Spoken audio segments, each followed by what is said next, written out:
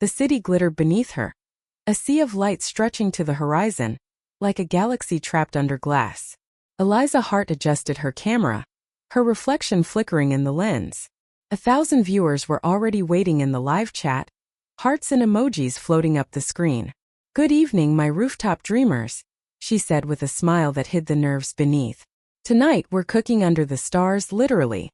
From the top of one of the most exclusive restaurants in the city." A gust of wind brushed her hair across her face. She tucked it behind her ear, pretending not to notice. "Don't tell the owner," she added with a playful wink. "But we might just steal his view." In truth, the owner had already given reluctant permission. Luca Marin, tall, elegant and unshakably calm, had only agreed because her agent convinced him it would bring publicity to his luxury restaurant, Orem. He'd set one condition: no chaos. Eliza naturally had nodded, and then done things her own way. Tonight was her chance. Investors were watching. If this stream went well, she'd prove she could handle her own culinary brand. A dream she'd chased since she was 16. "Camera 2 ready? Light me up." She called to her small team. The soft glow of string lights lit the table, a perfect setup. White tablecloth, golden cutlery, a few candles dancing in the breeze. The chat exploded with comments. "She's glowing tonight. Rooftop goddess energy." Eliza grinned. She felt alive up here, high above the noise, standing between fire and stars. She sliced into the fresh herbs, the microphone picking up the rhythm of her knife. "Tonight," she said, "I'm making a saffron seafood risotto, creamy, bold and just a little dangerous. Like life." It was a line rehearsed dozens of times, but she said it like it had just come to her. Steam rose from the pan, mixing with the cool night air. The city hummed below. Then, somewhere behind her, the rooftop door opened. Footsteps, slow, deliberate. She didn't turn. She knew who it was. "Mr. Marin," she said sweetly, "you're just in time for the magic." Luca's voice was smooth but cold. "Magic," he said, "usually doesn't involve open flames this close to my ventilation system." The chat went wild again. "Is that him? Oh my God, he's hot. Someone shipped them already." Eliza forced a laugh. "Relax. Everything's under control." He stepped into the light black suit, no tie, sleeves rolled up, eyes sharp as the edge of her knife. "I said you could film," he said, "not turn my rooftop into a fireworks show." She met his gaze, refusing to back down. "It's called atmosphere. Try it sometime." He exhaled through his nose, clearly fighting the urge to argue on camera. "Just keep it safe, Miss Hart." "Always do," she said, stirring the pan with an exaggerated flourish. He turned to leave, but then it happened. A sudden gust of wind. The corner of the tablecloth brushed too close to the candle. A thin lick of flame caught the edge, almost invisible at first. Then, like a breath taken by the night, it flared. "Oh!" The chat exploded with comments. "Is that fire? Oh no no no. Don't cut the stream." "Eliza," one of her assistants shouted. She grabbed a bottle of water, but it wasn't enough. The flame spread across the linen, racing toward the centerpiece. Luca moved faster than she thought possible. He tore off his jacket, threw it over the fire, and pressed down, killing the flames in a hiss of smoke. For a moment, silence. Only the hum of the city below, and their ragged breathing above. Eliza stared at him. His face inches from hers, the faint smell of smoke clinging to his shirt. The world seemed to freeze, the camera still rolling. He looked up at her, eyes dark, intense. "This," he said quietly, "is why I don't allow live flames." She swallowed hard. "You just saved my life." "Your tablecloth," he corrected. "Your career, maybe." Her lips twitched, half smile, half disbelief. "Guess you really brought the heat, huh?" she joked weakly. His expression didn't change. But his eyes, there was something there, something she couldn't read. Then, realizing the chat was still live, she turned toward the camera, laughing nervously. "Well, folks," she said, "that's what happens when you cook with passion. Sometimes the fire gets a little too real." The comments poured in. "That was insane. Best stream ever. Did you see the way he looked at her?" Luca glanced at the camera, jaw tight. "End the stream," he said. She hesitated. "But now." Something in his tone made her obey. She gestured to her crew stream offline. Silence settled on the rooftop again, broken only by the whisper of the wind and the faint smell of burnt linen. Luca's jacket was ruined, streaked with soot. He picked it up and shook his head. "Do you have any idea how lucky you were?" he asked quietly. "I do," she said. "Lucky you were watching." That caught him off guard. His eyes flicked to hers again. A spark, small but undeniable. "Next time," he said, "you'll film somewhere else." "Next time?" she repeated, raising a brow. "So there will be a next time." He didn't answer, just turned toward the door. Before leaving, he paused and looked back. "You're reckless," he said. "But people watched, didn't they?" "Over 30,000 live," she said softly. He nodded once. Then maybe it was worth it. When he disappeared downstairs, Eliza stood alone under the city sky. Heart still racing, face still warm from more than just the fire. She looked at the camera light blinking red, still recording off-stream footage. She smiled to herself. "This," she whispered, "is just the beginning." And somewhere below, in his office filled with glass and silence, Luca replayed the footage, watching the moment when their eyes met above the flames. He didn't understand why he couldn't stop watching. Maybe it was the danger. Or maybe it was her. The video hit 1 million views overnight. Clips of the burning tablecloth and Luca's dramatic rescue flooded every platform. Headlines read, "When fire meets passion, rooftop chef goes viral." Who is the mysterious restaurant owner in Eliza Hart's stream? Eliza scrolled through the comments in disbelief. The internet was obsessed not just with her cooking but with them. #FlameCouple? She muttered, reading a trending hashtag. Oh, for heaven's sake. Her phone buzzed again, her agent. "Eliza, darling. Do you have any idea what's happening? Your channel just doubled its subscribers overnight. Every food brand in the city wants you. You're on fire." She winced at the choice of words. "Yeah," she said dryly, "too soon." But beneath the sarcasm, she was thrilled. She had never been this close to making her dream real. Still, one problem remained. Luca Marin. He hadn't answered her calls or messages since the incident. And that was dangerous. She still needed his permission to stream from Orem. Without that rooftop, her Skyline series was over. By the third day, she'd had enough waiting. She marched into the restaurant. Sunlight spilling through the tall glass doors, waiters whispering as she strode past in her bright red coat. Luca was in his office, of course, behind a massive oak desk, framed by a wall of wine bottles and a view of the skyline. He looked up when she entered, expression unreadable. "Eliza Hart," he said slowly, "the woman who set my rooftop on fire." She folded her arms. "The woman who made your restaurant famous overnight, you mean?" He leaned back in his chair. "You call that fame? 2,000 new reservations in 48 hours, she shot back. "Yeah, I'd call that fame or profit, depending on which word makes you less grumpy." A pause. His eyes narrowed, not with anger this time but interest. "You're proud of nearly burning my place down?" "I'm proud of turning a mistake into momentum." Something flickered in his expression. Maybe respect, maybe amusement. Hard to tell with Luca. He stood, walked to the window and crossed his arms. "You're reckless," he said. "And dangerous." "Dangerous is just another word for interesting," she replied. For the first time he smiled, a quick, rare curve of his lips that made her heartbeat quicken. "I can't decide," he said. "If you're brilliant or insane. Why not both?" A silence stretched between them, charged, heavy with something unspoken. Finally, Luca turned back to his desk. "One more stream," he said. Her eyes widened. "Wait, seriously? But under my conditions." "Name them." "No open flames. No tablecloths. And no improvisation." She laughed. "So basically no fun." "I'm serious." "So am I," she said, stepping closer. "Luca, people love authenticity. They love the chaos, the risk. That's what makes it real." He studied her for a long moment. "You think real is worth risking everything?" "Every time," she said softly. The room fell quiet again. His gaze lingered a second too long. Then he looked away. "Fine," he said. "You can have your rooftop back. But I'll be there, supervising." She grinned. "Oh, this is going to be fun." He frowned. "That's what I'm afraid of." 2 nights later, the second stream began. Eliza wore a sleek black apron embroidered with gold letters. Orem Live. Luca stood nearby, pretending he wasn't watching.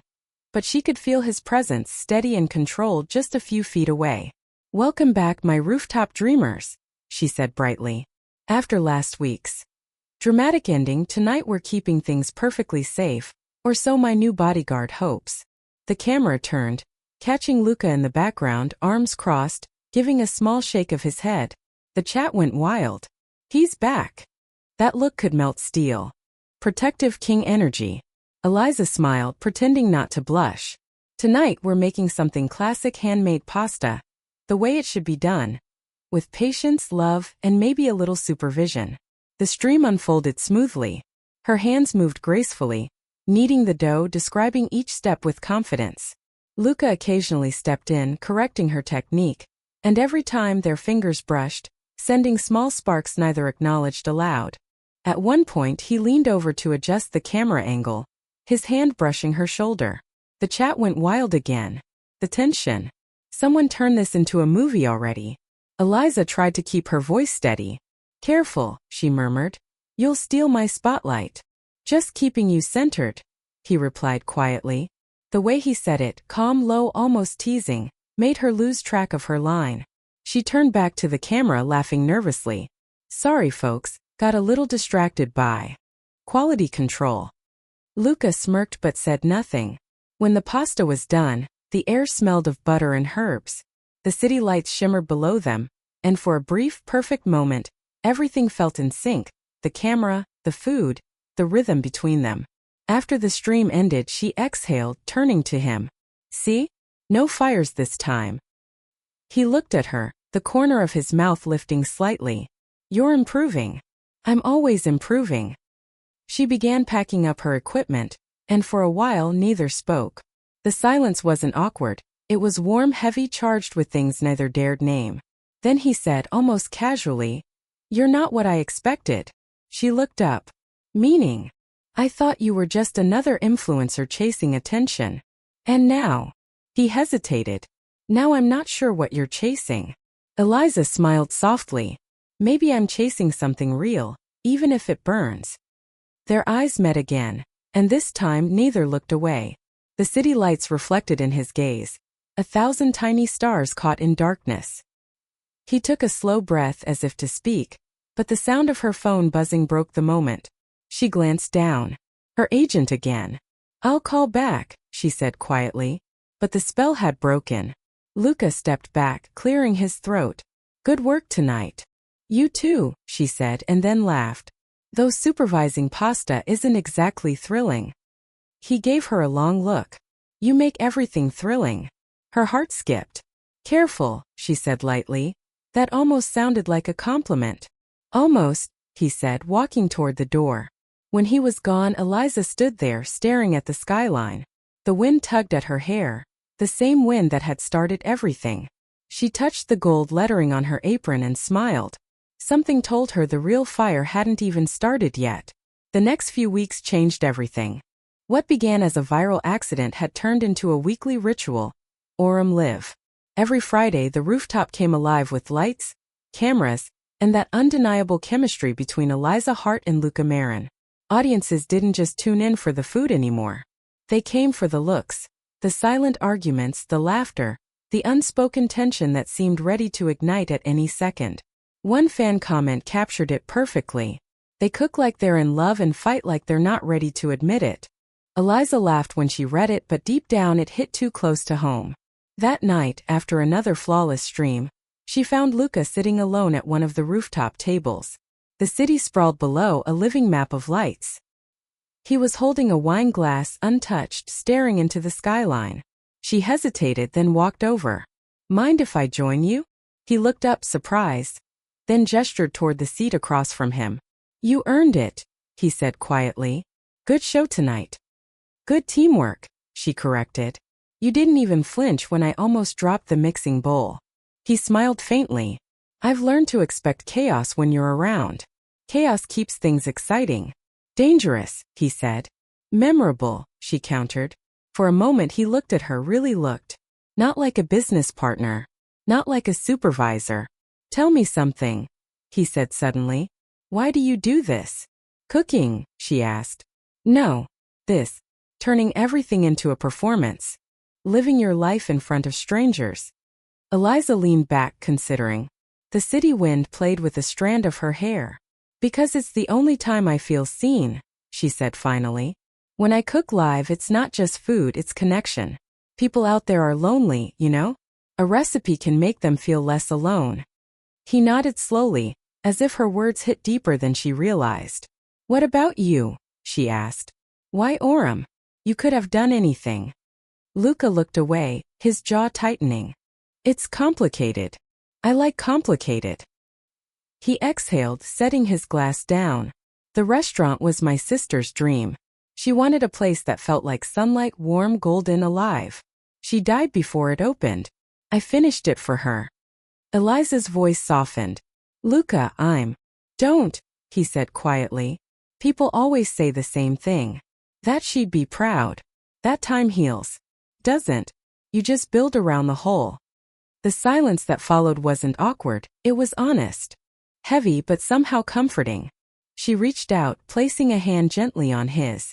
Then maybe that's why we cook, she said. To fill the spaces that loss leaves behind. For the first time he didn't pull away. They sat there for a while, not speaking, just breathing the same night air. Then Eliza smiled faintly. You know what your restaurant needs? He raised an eyebrow. Please don't say fire dancers. Worse, she grinned. A new menu, our menu. Something that blends your sophistication with my chaos. He chuckled, a low, rare sound. That sounds like a disaster. Or a masterpiece. He studied her again, the light in her eyes, the way she refused to back down. All right, he said finally. Show me what chaos tastes like. The next few days were electric. They worked side by side in the kitchen, experimenting, arguing, laughing. Luca's world of precision met Eliza's world of spontaneity, and somehow it worked. He taught her the science of flavors. She taught him the poetry of risk. Cooking, she told him, isn't about control. It's about trust. You have to let the ingredients talk to each other. Ingredients don't talk, he said dryly. They do if you listen, she replied, and he couldn't help but smile. Bit by bit, the distance between them shrank. One afternoon, as she leaned over the counter to reach a jar of saffron, Luca stepped behind her, close enough for her to feel the warmth of his breath. His hand brushed hers as he passed her the jar. Careful, he murmured. That's expensive. So are you, she whispered before she could stop herself. He froze. For a heartbeat, the air between them was electric. Then he stepped back, clearing his throat. Eliza. Sorry, she said quickly, though her pulse betrayed her. Bad joke.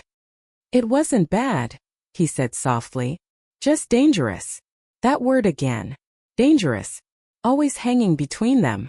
The next rooftop stream was different. They presented their new creation. The saffron phoenix. A dish symbolizing rebirth. The chat went wild, calling it the most romantic episode yet. Everything felt effortless. The timing, the glances, the laughter that didn't need a script. When the show ended, the crew began packing up, leaving them alone under the string lights. The city stretched endlessly around them, and the silence buzzed with something neither could ignore. Eliza turned to him. You know, she said softly, we make a pretty good team. He nodded. Better than I expected. She took a step closer. And what did you expect? I'm not sure anymore. He looked at her, the glow of the city lights reflecting in her eyes, her lips curved in that fearless half-smile that had undone him since day one. The moment hung between them. Fragile, inevitable. Then slowly he reached up, brushing a strand of hair from her face. His hand lingered. She didn't move. Luca, she whispered. Don't, he said quietly. If I start, then don't stop. And before either of them could think, the distance vanished. The kiss was soft at first, hesitant, like both were afraid of what it meant. Then deeper, real, raw, the kind that tasted like relief and danger all at once. When they finally pulled apart, neither spoke. The night around them seemed to hold its breath. He stepped back, eyes dark. This is a mistake. Maybe, she said breathless. But it feels like the right one. He turned away, struggling for composure. You don't understand. I can't mix business and fire, she interrupted. Too late. He laughed under his breath. A sound that was half frustration, half surrender. I don't know what this is, he said finally. Then let's find out, she whispered. Below them the city pulsed like a heartbeat. Above them the stars burned quietly. Indifferent witnesses to two souls who had finally collided. Success is never quiet, and neither was Orem Live. Within a month, the rooftop show had become a phenomenon. Magazines wrote about it, influencers copied it, and the reservation list for Luca's restaurant was booked solid for months. But behind the lights, something was shifting. Eliza and Luca still cooked together, still smiled for the cameras, yet between takes, silence had begun to grow. A silence filled not with peace, but with everything unsaid since that kiss. He had pulled away, professionally polite, carefully distant, and she hated how much it hurt. People are calling you the golden duo, said her agent, practically glowing through the phone. You and Luca, they can't get enough of you. Oh, and guess who called? Who? Eliza asked distractedly, flipping through her notebook of recipes. Max Farron. The Max Farron. He wants you on his new show, The Fire Within. It's a national deal, Eliza. Primetime TV. You'd be the face of the series. Eliza froze. Max Farron, celebrity chef, producer and notorious charmer. This was everything she'd ever wanted. That's huge, she whispered. It's more than huge. It's career-defining. He said he'll call personally tomorrow. When the call ended, she sat in stunned silence, heart racing. She should have been ecstatic, but instead she thought of Luca, of his steady presence beside her, the way their ideas intertwined like flavors. Would he understand? Would he even care? The next day she told him. They were setting up for another rooftop stream, cables, tripods, and the familiar scent of fresh herbs.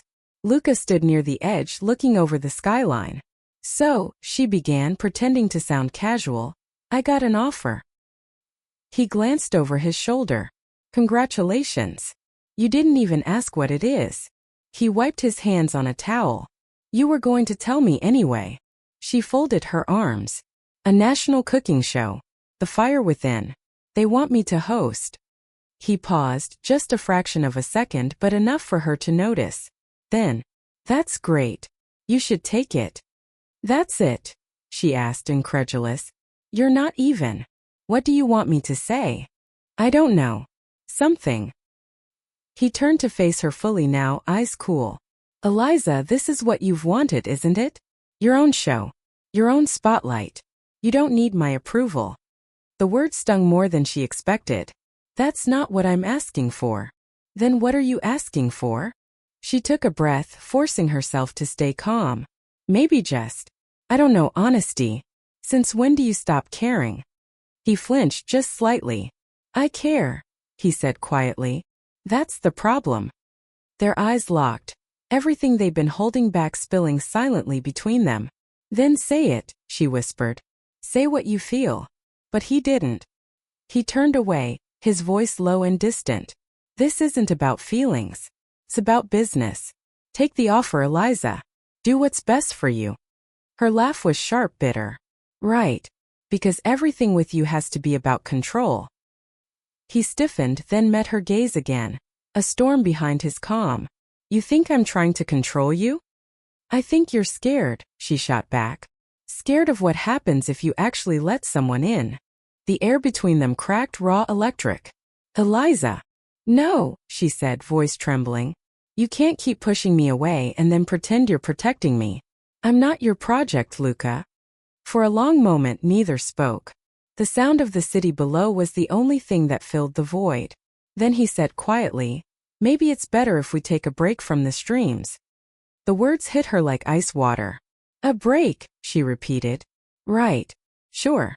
Let's just throw away what we built. You'll still have the footage, the following. Don't you dare talk to me like I'm a brand. Her voice broke on the last word. He looked at her, truly looked, but whatever he wanted to say never came. Finally she turned away. Fine. You want distance? You've got it. She walked out, her footsteps echoing down the stairwell. leaving him alone among the empty tables and fading lights. The next week she met Max Farron. He was everything Luca wasn't: loud, confident, all smiles and energy. He greeted her with champagne and cameras, talking fast and touching her shoulder like they were old friends. "Eliza, darling, the whole country's obsessed with you. We're gonna make magic. Think rooftop cooking but with flare lights, drama, audience engagement. The world's ready for you." She smiled, but something in her chest felt off. His energy filled the room, but it didn't warm her. He leaned closer, lowering his voice. "And forget that restaurant guy. You're bigger than that now." She forced a laugh. "He's not just, never mind." Meanwhile, back at Orem, Luca stood in the kitchen, watching the empty rooftop feed on his phone, the space where she used to stand. The restaurant had never been busier. Reservations poured in. Critics called Orem Live revolutionary. But the rooftop felt hollow. He replayed an old clip, her laughter echoing through the speakers, bright and wild. "You have to let the ingredients talk to each other," she said on screen. He smiled faintly. "I'm listening," he whispered to no one. A week later, she returned to pick up her equipment. They didn't speak at first. She packed quietly while he watched from a distance. Finally he said, "You look different." "TV makeup," she said flatly, "makes everyone look like they're glowing." He nodded. "I saw the announcement. Congratulations." "Thanks." Silence again. Then she looked up.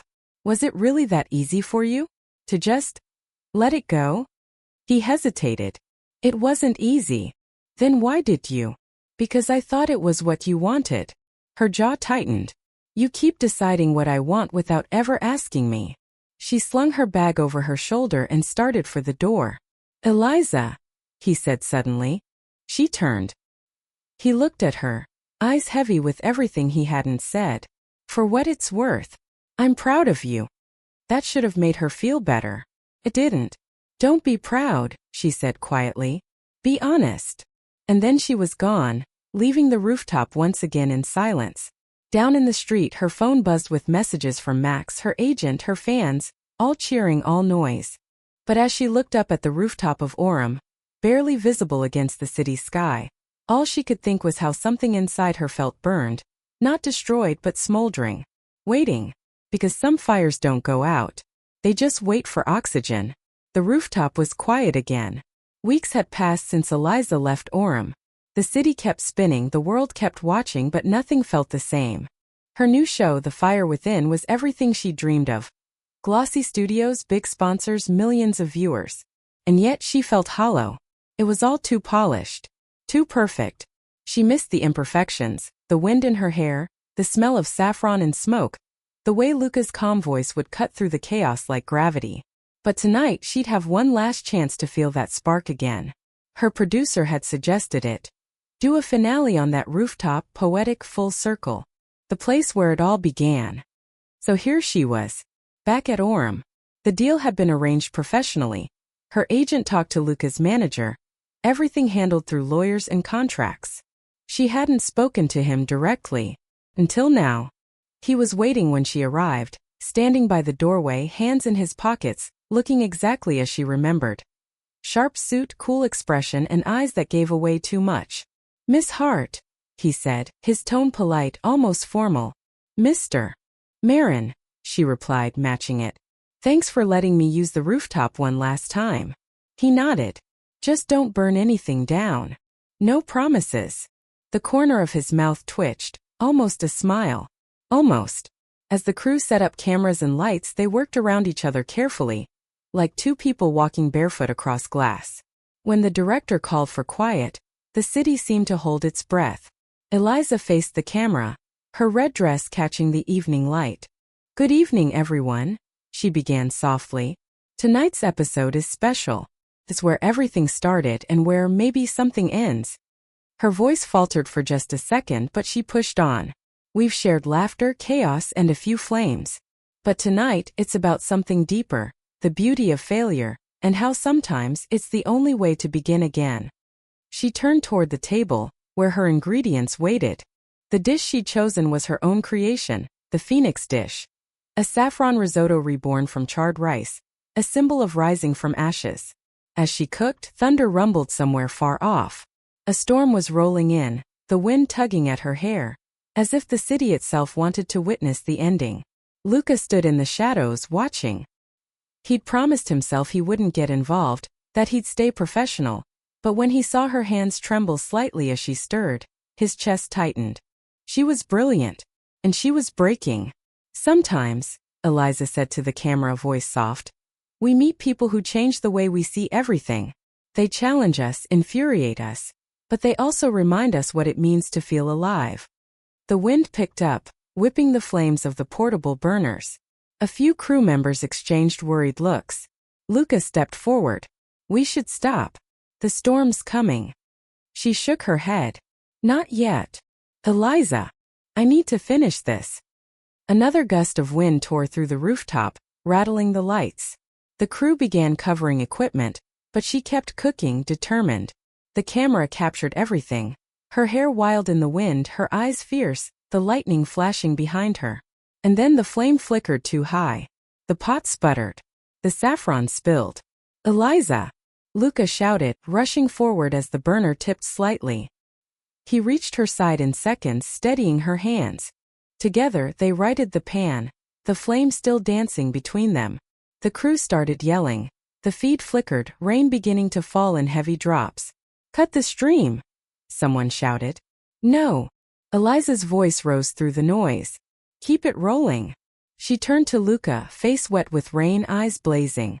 This is real. This is what people need to see, not perfection. Just the... He looked at her, really looked, and for once stopped fighting himself. The storm roared, lightning cracked above them, and in that chaos they stood inches apart, drenched and breathless. Eliza, he said quietly, voice rough, do you have any idea what it's been like watching you walk away?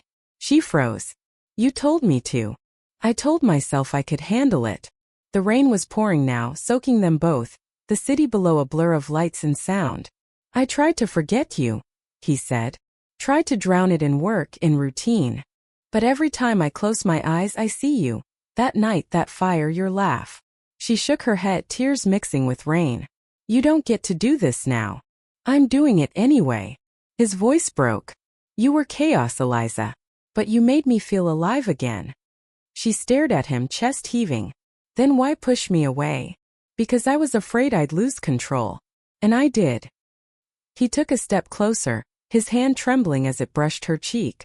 But maybe that's what love is, losing control and choosing it anyway. She closed her eyes, leaning into his touch. Say it, she whispered. Say what I've been waiting to hear. His breath caught. I love you. The words hung between them. Raw, unguarded, burning brighter than the lightning around them. Eliza's hand slid to his chest, feeling his heartbeat. You have the worst timing, you know that? He laughed through the rain. You always said you liked chaos. She smiled, tears shining. Then kiss me before the city disappears. And he did. The cameras caught everything, the storm, the kiss, the moment two broken people finally stopped pretending. When the feed cut out moments later, the screen went black. But millions of viewers around the world were left staring, breathless, at the image of fire and rain colliding. Hours later, when the crew had gone and the rain had softened to a whisper, Luca and Eliza sat together on the damp rooftop, wrapped in a single blanket. I think your audience just got the best finale ever, he murmured. She laughed softly. You think they care about the show anymore? He glanced at her. No, they care about you. And what about you? She asked quietly. He didn't answer right away. Then simply, always have. She leaned her head against his shoulder, watching the steam rise from the soaked city below. Maybe the fire had burned too bright. Maybe it had to. Because some stories don't end in ashes. They begin there. 3 months later the city was different, or maybe it was just the way she saw it now. The storm had passed, the scandal had faded and life had moved on. But Eliza Hart hadn't gone back to television. After the finale of The Fire Within, she'd walked away, from the cameras, the sponsors, the noise. Instead, she'd found an old rooftop on the edge of the city, small and quiet, overlooking the same skyline where everything had started. And there she built something new. Phoenix. A rooftop bistro, intimate, warm, imperfect. Only 12 tables, no flashing lights, no live feeds. Just her food, and the sound of the wind. The first night it opened, she stood by the entrance, watching people eat and laugh under strings of golden bulbs. The scent of saffron and citrus drifted through the air. Felt like peace. But even peace, she realized, had its ghosts. After the rush of guests and congratulations, she stepped onto the balcony, breathing in the night air. Below, the city glimmered like it was waiting for something. She poured herself a glass of wine, staring at the skyline. She'd promised herself she wouldn't think about him tonight. But she did. Every night. The way his hands moved when he cooked. The quiet steadiness beneath his temper. The sound of his voice when he finally said the words she'd waited months to hear. I love you. And then, just as she exhaled, busy night. Her breath caught. She turned. Luca Marin stood by the doorway, older somehow, or maybe just calmer. No suit tonight. Just a dark shirt, sleeves rolled, collar open. He looked like he belonged there, between the strings of light and the smell of saffron. I was told the owner's a difficult woman to find, he said. Eliza's lips curved slightly. Depends who's looking. He stepped closer, eyes sweeping over the space. So this is it. Phoenix, she said softly. Rebirth from ashes. He smiled. Fitting. Are you here to critique my menu or my life choices? Both, he said. But mostly I wanted to see if the rumors were true. And what rumor is that? That you finally stopped setting rooftops on fire. She laughed, shaking her head. Not true. Just learned to control the flame. They stood in silence for a moment, the air between them calm, not charged like before but warm. Familiar. Luca's gaze lingered on her. You look happy. I am, she said simply. Took me a while to realize happiness doesn't need an audience. He nodded. You found something real. She smiled faintly. You taught me that. He met her eyes, a hint of pride, a shadow of regret. I didn't teach you anything. I just tried to keep up. They both laughed quietly. The tension that once burned between them now softened into something steadier. Are you staying long? She asked. Depends, he said. You hiring? Her brows lifted. As what? Sous chef? Taste tester? He shrugged. Investor, maybe. She tilted her head. You think I need one? No, he admitted. But I thought maybe you'd want one. She studied him for a moment. You came all this way to make a business offer? He hesitated, then said, No, I came because I missed you. The words landed softly, without drama or thunder, but they carried more weight than any confession before. Eliza exhaled slowly, feeling her heart stutter. You're late, she whispered. I'm here now, he said. They moved back inside together. Her staff had gone home. The rooftop was empty, save for candles flickering low on the tables. Hungry? She asked. He nodded. Starving. She tied on her apron, the same black one she'd worn on Orem Live, now faded and patched. Then sit. Chef's choice tonight. He watched her work, the way she moved, calm and sure, every motion deliberate. There was no camera, no pressure. Just her cooking the way she was always meant to. Still using saffron, he said. Some things are worth keeping, she replied. When the dish was ready, she placed it before him. The saffron phoenix, reimagined, golden, fragrant, glowing softly under candlelight. He tasted it. His eyes closed for a moment. Perfect, he said quietly. She smiled. Not perfect. Just real. When they finished, the candles burned low, and the city around them had gone quiet. Luca leaned back, studying her across the table. You know, he said. The world's still waiting for our next episode. She laughed. Sorry to disappoint them. I think our best work isn't meant for broadcast. He nodded. Agreed. He reached across the table, taking her hand. So what now? She met his gaze. Now? We cook. We live. We burn, but only when we choose to. He smiled. Together. Together. The wind brushed past them, carrying the scent of saffron and rain. The rooftop lights flickered, and for a moment, it felt like the whole city exhaled with them. Eliza leaned forward, resting her head against his shoulder. You know, she murmured, I think every great story starts with a fire. He kissed her hair lightly. And ends with warmth. Later, long after the last light had gone out, the rooftop stood quiet, a soft glow still lingering from the candles. In the kitchen below, 2 glasses sat empty, a pan still warm on the stove. The story that began with a spark had found its flame. Not wild, not consuming, but steady. And as dawn crept over the skyline, painting the city gold, the sign outside flickered to life. Phoenix. By Eliza Hart and Luca Marin.